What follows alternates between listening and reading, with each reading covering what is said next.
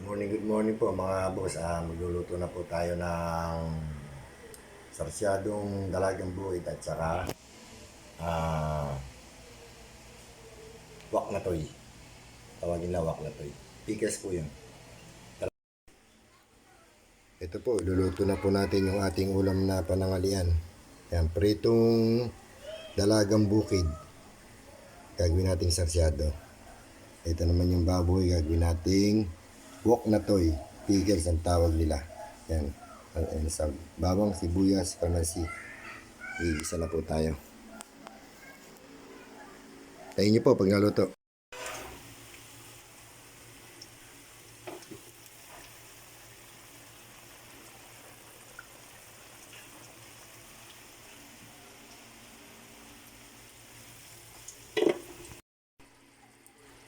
Ayan po, luto na po yung ating sarsyado.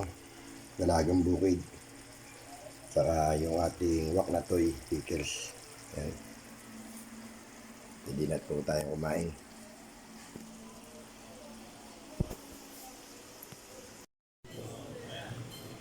So, kain po tayo.